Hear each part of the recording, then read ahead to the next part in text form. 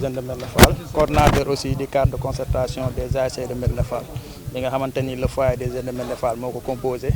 l'ASC Renaissance bi nga xamante ni président Ngagne moom moo ko jiite l'ASC Avenir bi nga xamante ni président Aline Badara Fall moo ko jiite l'ASC Ginnaaw Raay bi nga xamante ni sunu sœur présidente Mbène moo ko jiite ak l'ASC Médina Fall extension bi nga xamante ni sunu frère Mbaye Sall moo ko jiite. lan moo waral tey bëccëgu set setal bi fii si poste de santé Médina Fall. waaw tey juróomi ASC yi nga xam dañoo nekk Médina Fall dañ fay daje woon woo population bi pour que ñu set setal quartier bi waaye buñ ko set setalee ba pare aussi defaale reboisement donc loolu moo waraloon ñu daje fi tey daje woo population Médina Fall gépp pour que ASC yi tey jii nii man di jàpp ci quartier bi di def ay activités yoo xam ne dina amal njariñ quartier bi ñu bañ a yem seulement ci nga xamante ni mooy football bi nga xamante ni tey daje bi niy daje booloo tey nekk ci quartier bi di setal di reboiser day tey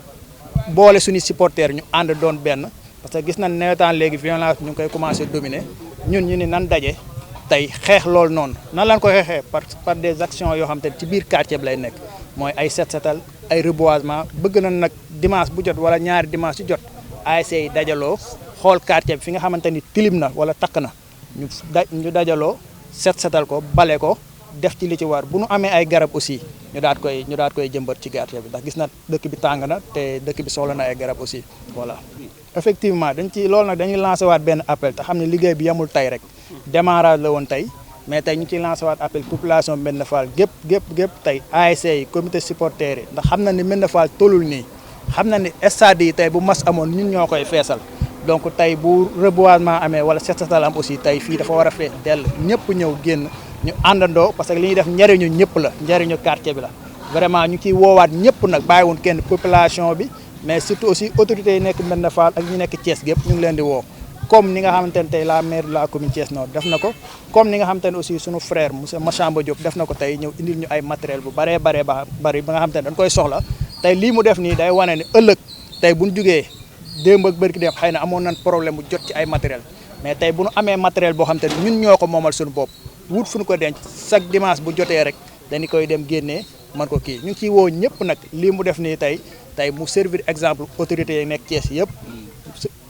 mu servir leen exemple ñu ñëw jàpp ci te xam ni bu ñu sañoon tey li mu def nii ñu am ci plus am matériel yoo xamante ni saa yu ñu jugee rek dañ koy fekk sur place du jar ñuy dem di ko jéggaane ji di ko bind ay demande ak fu nekk ñu fay dugg pour am matériel ndax fu ñu toll nii guddi ñu toll nii am ay matériel jafe na lool kon ñu koy remercier ci effort bii mu def tey ji acte bii mu def defal ko population Médina Fall gépp nag di ko ñaanal aussi suñu borom gën ko mënal voilà. waaw man maa ngi tudd monsieur Gora Gueye di secrétaire exécutif du comité de santé de Médina Fall 2 dañu nommé récemment il y a à peine 15 jours lañ jël fonction mais action bi nga xam ne moom lañ jëkk a xalaat moo doon nettoyer poste ba mu set reboiser ko bi ñu amee idée bi parce que loolu toujours l'infirmier chef de poste moom moo ko daan def souvent presque chaque mois moo daan simeeku nettoyer poste am ñu ni ko nag loolu incha allah désormais ñu den la ci jàppale bi ñu jëlee initiative bi heureusement le cadre ASC bi nga xam ne moom lañ créé au niveau de Médina Fall ñoom ñu jóg aussi am initiative bi ñu ànd ceeg ñoom ba tey lii am comme ni ñu ko waxee nag mobilisation waroon na mën a weesu fii mais événement yi ñoo bari mais day lancer appel rek toute la population de Médina Fall que dimanche prochain aussi dañ bëgg encore remettre ko ñu jéem a eggale liggéey bi ndaxte ci ginnaaw mbarit la ba fees dell ci yaakaar naa ni du ñëpp génnee rek dinañu mën a accomplir suñu mission. voilà surtout ça nga xam ni nawet la ñu déjà commencé na taw yooyu commencé na di génn donc il faut ñu setal aux alentours du poste de santé pour que au moins ñu mën a éviter certaines maladies comme le paludisme donc loolu daal moo tax ñuy ñaan population yëpp ñu génn à partir du dimanche prochain encore ñu remettre ko fexe ba suñu poste set fexe ba aussi suñu quartier set. di remercier bu baax nag cadre de concertation bi nga xam ni moo am fii ci Médina Fall loo xam la dañ ko yàgg bëgg depuis presque plus d'une décennie ña ngi ko doon sàkku xale yi ñoom ñoo am seen conscience créé ko ñu ngi leen ci encouragé di leen ci jàppale. di remercier aussi Massamba parce que aussi appui bii mu def am na solo matériel am na solo ñu ngi koy remercier c'est notre frère donc ñoo ngi koy remercier di ko ñaanal yàlla na ko yàlla jàppale. waaw c'est une action qu'on avait prévue depuis avant même l'hivernage mais c'est venu aujourd'hui à son heure par l'initiative qui a été faite par le cadre des ASC. Donc on ne peut que s'en réjouir et remercier l'ensemble des présidents des ASC de Médina Fall pour cet acte noble. Voilà, c'est mieux. Nettoyer c'est bien, comme le dit l'adage, nettoyer c'est bien, mais ne pas salir, c'est mieux. On lance un appel à toute la population de Médina Fall d'éviter de salir les alentours, même le quartier Médina Fall, les alentours du quartier, les alentours même du poste de santé. Voilà, donc j'ai dit tout à l'heure qu'on lance un appel à la population de revenir le dimanche pour remettre cette action pour dimanche prochain. Voilà, nous remercions aussi notre frère Massamba qui nous a appuyé en matériel. Donc ce n'est pas la première fois. Donc nous prions pour lui que sa mission soit accomplie. Voilà. Massamba Diop, président du conseil communal Thiès Nord, vice-président du conseil régional de la jeunesse, président du mouvement pour l'action sociale, la liberté et l'alternance, membre de la coalition présidentielle. Voilà, président, ñi la xam sa diggante sport action de citoyenneté duñ ne couleur wax nañ ko mais tey jii ban message ngay xaar juste si waa Médina Fall au-delà de Médina Fall zone 2 bi ak waa Thiès nawetaan mi ngi waaj a tàmbali tey ñu wanewaat beneen facette boo xam ne nawetaan ñu ngi leen ci xaar seetal sa bopp. waaw tout d'abord li may wax rek mooy les ASC de Médina Fall ñoom li ñu def tey sax peut-être mën nañ bañ a mesurer portée bi parce que ay ASC yi taqaloo lañ boo xamee ñi si nekk zone 2 muy Médina Fall Avenir Renaissance ak Ginnaaw Raay te les ASC yoo xam bu ñuy tasante derby la déjà rek boo nee derby da ngay xalaat violence mais si les présidents ak membre bureau yi am maturité wu def lii pour une première man maa ngi koy doo gis à Thiès que des ASC de même quartier de même kii dajaloo ne dañuy def benn cadre de concertation di defandoo seeni action ensemble di mëneendoo ay activités ensemble non c'est un pas boo xam ne day tendre pour éradiquer violence donc loolu je pense que ni Thiès ñëpp dinañ ci copier Sénégal dinañ ci copier même le président de l'ODCAV mi ngi fi xam naa moom après bu ñëwee dina jàll le message am loolu dafa am solo et c'est à saluer ñëpp war nañ ci copier pour def ko beneen fa bi mooy j'ai l'habitude de le dire il faut que ASC yi commencer di def ay thé débat ay jamono da doon am ay thé débat waxtaanu penc théâtre guddi di am tey ci animation culturelle tu peux lancer des messages kafa xale yi jàllale wax leen violence am ñun noonu lañu doon jàngalee yu ci bari jamono ci théâtre lañ ko doon gis di xam ni lii jàngale la kon la culture aussi dafay jàngale donc ñoom tey li ñuy def ak citoyen bi ñëw di setal xam naa ni ils vont tendre à faire des activités culturelles ensemble et je pense que ni tey ASC bu gagné bu ñu demee stade football la quartier bi day défendre ay couleurs mais bu jeex na ñu feetu bu ASC bee di def animation xumbal war a dara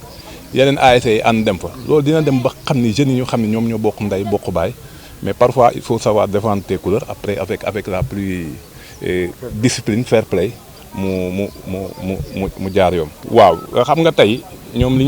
ñu adopté ñëw ba ci poste de santé bi di ko def ñëpp xam nañ ni actuellement ak nawet bi paludisme day bari sibiru bi day bari ñun fi ñuy war di fajoo je pense que l'environnement day sax may courage parfois malade mais malade bi bu duggee ci biir walla environnement bi avant muy dugg mu am nu mel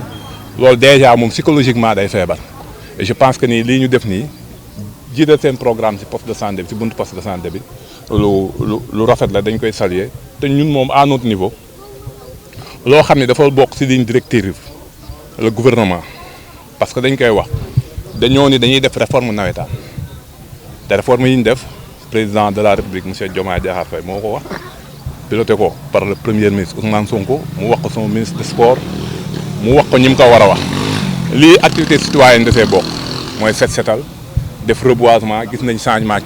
climatique bi ak yooyu dafee bokk donc kon ñoom ñu ngi ci ligne directrice bi gouvernement bi bëgg pour changer pour changer réforme nawetaan donc loolu c'est à saluer et dañ leen ciy ñaan rek ñu gën see ñaax et moi je lance un appel ak bépp autorité lii waa Médina Fall def fii yeneen quartier yi jege nekk benn Jaxaaw Caali exemple yeneen quartier yi nekk benn R100 ASC yi fa nekk yëpp ñu dajaloo di ko def gis nga bu ñu koy def rek violence yi ñuy tiit yëpp dina wàññeeku baax a baax a baax parce que parfois aussi les gens il faut que ñu ñemee affronter les jeunes ci li ñu bëgg fa nga leen di fekk di waxtaan ak ñoom ba seen xel mën a dellu si mais bu fekkee yow dirigeant bi yaay njëkk ni commencé créer violence avant match bi di am non les jeunes bu ñu demee moom la ñuy def te aussi je suis désolé parfois da nga koy gis stade si dirigeant yi lay tàmbalee coow entre ñoom après mu répercuté wu si kaw tribune bi après mu dem et je pense que ni waa ODCAV dinañ ci gën a jël ay mesures gën a waxtaan ak nit ñi pour mu jëm kanam vraiment on vous salue et on est très content te dinañ continuer di si jàpp di si taxaw dans tant que suñu borom mi ngi ñu koy may merci. Merci beaucoup. Donc c'est un sentiment de satisfaction parce que je me dis que c'est une promesse que les présidents d'ASC nous avaient faite. Je me rappelle il y a quelque temps l'ASC Avenir de Médina Fall une consultation gratuite. Nous étions conviés et on a eu à rencontrer les présidents des 4 ASC qui nous avaient promis de mutualiser leurs forces pour ensemble faire le bien-être du quartier de Médina Fall. Je crois qu'aujourd'hui c'est un premier pas qu'ils ont posé en organisant ce matin ce set-setal pour essayer un peu de se regrouper. C'est important parce que je crois qu'ils ont fait d'une pierre deux coups. D'abord, regrouper les ASC, ce qui permet au moins, comme l'a dit tout à l'heure mon jeune frère Massamba, de un peu diluer la violence. Parce qu'aujourd'hui, l'État, en fait, comme il a réformé le Naïtan, maintenant ils ont mis 2 recommandations. 1, c'est d'abord essayer d'annuler la violence. 2, de faire des actions citoyennes. Je crois que l'action d'aujourd'hui répond aux 2. D'abord, en regroupant les ASC, ça permet un peu de baisser la tension, mais surtout aussi, ils ont fait une action extrêmement importante au niveau du quartier. Et je crois qu'aujourd'hui, le quartier, c'est un grand quartier. Et c'est l'un des quartiers les plus populaires de Thiès. Voilà pourquoi on prépare un peu la faible mobilisation. Je crois, comme l'a dit le président du comité de santé, je crois que l'appel sera lancé et que peut-être la semaine prochaine, les gens seront encore beaucoup plus nombreux pour sortir et ensemble, ils pourront faire le bien-être. Parce que ce que les gens font, ce n'est pas pour l'État. C'est pour le quartier, c'est pour la plage de Médina Fall. Donc, en fait, rendre le quartier propre, c'est le bien-être. Comme on dit, un esprit sain dans un corps sain. Mais pour que le corps soit sain, il faut que le milieu soit sain. Et c'est ce qu'ils sont en train de faire. Et là, on a commencé l'action importante, c'est le poste de santé. L'hivernage s'annonce, les premières pluies, et tout le monde sait que l'ANOFEL aime les zones humides. Donc, en essayant de nettoyer le poste de santé, c'est une manière en fait, d'accueillir les malades, je crois que dans un cadre vraiment idéal. Ça, je crois, donc on remercie le comité de santé, on remercie aussi le chef du poste de santé, on remercie aussi le président de la zone 2, qui depuis le début m'a informé et m'a accompagné dans ce... C'est parce que je suis là qu'il ne prend pas la parole, mais donc c'est sous son initiative que les AI sont en train de faire des actions citoyennes. Remercier aussi notre jeune frère Massamba Diop, qui vraiment, depuis très longtemps, met à la part sur toutes les actions qui concernent la zone nord. Je crois que ça, c'est un exemple parmi tant d'autres. Si on avait à citer les actions qu'il a eu à faire au niveau de la zone nord, je crois qu'on passerait la journée. Mais donc, on l'encourage et on le félicite.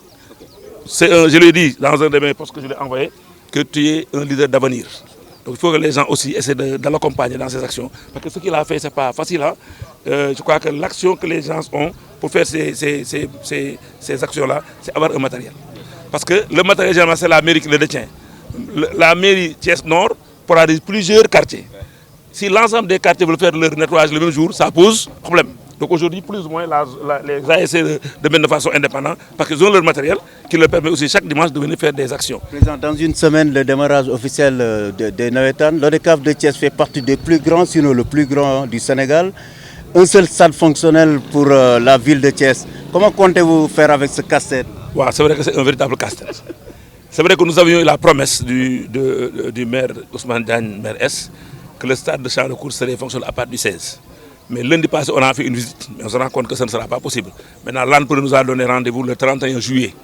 Donc on est en train d'espérer. Mais pour le moment, on commence nos activités au champ de course, au stade de Bagnan Soumaré. On est en train de négocier le stade La Dior. Parce que comme le stade Amitié maintenant est fonctionnel, je crois qu'on a délocalisé les matchs de l'équipe nationale au niveau du stade Amitié, parce que c'est ça qui bloquait un peu. Déjà, ils nous ont remis le stade pour 2 jours. Le 15, on va lancer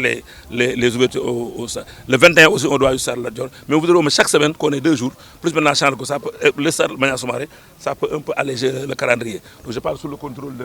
président de la zone, qui est aussi le président de la commission sportive de l'ODCAV. Donc c'est lui qui est le maître de la programmation. mais il me dit, ce qu'il me dit c'est rassurant, on peut, si on a le stade Lat Dior et le stade Maniang Soumaré, on pourra vraiment terminer les choses à temps. Ce sera un peu difficile, mais il faut que tout le monde s'y mette. waaw li ñu ciy jàng rek mooy d'abord lii sentiment fierté la parce que fan yii ci ginnaaw waa Avenir organise benn journée de consultation gratuite invité woon ñu ñëw ci bi ñëwee ma daje ak président ASC Médina Fall président extension ñoom ñëpp ñu ne ma dañoo bëgg au-delà de lii dajaloo ñoom pour maintenant defandoo benn comme naa ne xàccandoo dóorandoo en tout cas tey loolu lañ def. Tey on a ici tous les présidents de Médina Fall extension Médina Fall foyer on a le Renaissance on a le président de Avenir ensemble ñu mobiliser wu pour seetal seen gox je crois que loolu lu am importance la et damay wax ne li ñuy def nii defaluñu ko kenn seen bopp lañu ko defal parce que ku seetal sa gox yow yaa ci njëkk a profité donc tey ñoom ñu commencé lii ne dañ koy def chaque dimanche c'est vrai que tey nit ñi xaw nañu un peu déplorer nit ñi génnuñu mais nag aussi jàpp naa ne tamxarit bi joué na ci loolu mais tey c'est un appel qu'on lance à l'ensemble de la Médina Fall de sortir parce que bëgg naa man tey Médina Fall mel comme Cité Lamy nu mel je crois que Cité Lamy les gens sont mobilisés un quartier populaire et ils ont fait un quartier moderne et l'un dernier ñoo gagné le prix du président de la République tey normalement Médina Fall war naa dugg ci course boobu pour jéem xool aussi moom nan lay def ba ravir la vedette au quartier et loolu c'est possible je crois qu'il y a des jeunes dynamiques et si tout le monde sort en un jour on peut régler beaucoup de problèmes ici à Médina Fall donc vraiment loolu la ñuy di sant leen gërëm di sant aussi waa comité de santé bi di sant aussi le médecin chef du district waaw di sant le président de la zone 2 bi nga xam ne moom ñoom la ñu waxtaan bu tënk mbir yi mais aussi sans oublier sunu frère Massamba Diop moom c'est un homme politique mais aussi c'est un citoyen et du tey yàgg naa def ay actions sport bi ci lu ne donc dama ko wax yow fierté nga pour ñun et dafa am habitude de réclamer qu'il a été mon élève donc c'est une fierté pour moi aussi personnelle de rencontrer mon élève qui est en train de faire de ces grandes choses ça veut dire que li ñu ko jàngal am loo xam mi ngi ko ci def donc vraiment ñi ngi sant ñëpp di gërëm ñëpp. njàqare fu ngeen si tolloo stade nawetaan di tàmbali. waaw dañoo waroon commencer xam nawetaan nañu ko circonscrire léegi le 15 juillet la ñu commencé par le 15 octobre en 3 mois on doit jouer on a 457 ASC au niveau de l'ODCAV de Thiès mais département posé le problème mais commune moo pose parce qu'on a 94 ASC pour un seul stade c'est vrai que maître Ousmane Diagne nous avait promis que le 16 stade fonctionnel mais bi ñu defee visite passée gis nañ ni du mën a nekk maintenant entrepreneur waxtaan nañoo mu ne le 31 juillet war na ko mën a joxe donc pour le moment dañuy indi lépp encore stade Maniang Soumaré mais aussi am nañu stade Lat Dior jox ko nañu ko ñaari fan mais bëgg nañu chaque semaine jox ñu ko donc ñi ci waxtaan ak barki dem préfet ñu wax autorité pour ñu am loolu ça permet au moins ñu alléger maintenant bu ñu amee loolu am je crois stade champ de course dinañ mën a pare ci délai parce que programme bi président commission sportive defaroon ne woon nañu bu ñu amee ñaari stade dinañu reste football match yëpp ba mu jeex et dañu am 13 jours yoo xam ne ci da ngay football bëccëg ba guddi wala. on a toujours bëccëg guddi dañuy fool voilà dañu chaque on a préfectorat bu doon tere au-delà 22h wala. waaw maintenant on a réussi avec dañoo amoon barki dem dañoo seede ak le préfet donc jox nañu ko ay wan ko di ko il faut que ñu repousser arrêté bi ba au plus tard à 0 heure parce que si on ne joue pas 4 matchs par jour du ñu mën a pare donc démb le préfet maa woon ni ma suba incha allah lundi daa ñëw mu jox ma arrêté bi levé bi ko donc ça nous permet de se lancer pour le 15. looy ñaaxaat sa njaboot. waaw pour football xam ne fête la fair play ñoo bokk koñ wi. waaw je crois que lii déjà pour man dal na xel parce que ASC yi bu ñu dajee ñoom seen biir dañuy defar seen koñ bés bu ñu dajee seen biir aussi wala football war nañoo xam ne aussi Médina Fall benn bopp la parce que bu ñu gisee président Médina Fall extension président Médina Fall président avenir ak président foyer ànd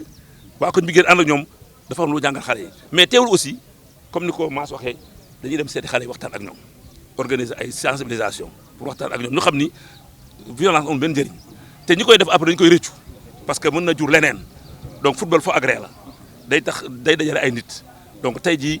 mën nañoo dem ba un jour pourquoi pas ce qui se passe ailleurs se passe waaye ñu ne Médina Fall ASC yëpp dajale ñu foro benn ASC c'est possible mais loolu yi ñoo koy indi donc vraiment ñi ngi demander aussi les présidents d'ASC ñu continuer waxtaan bi sensibiliser les jeunes ñu xam ne football foo agré la 3 mois la vacances après ku nekk dem dox say activité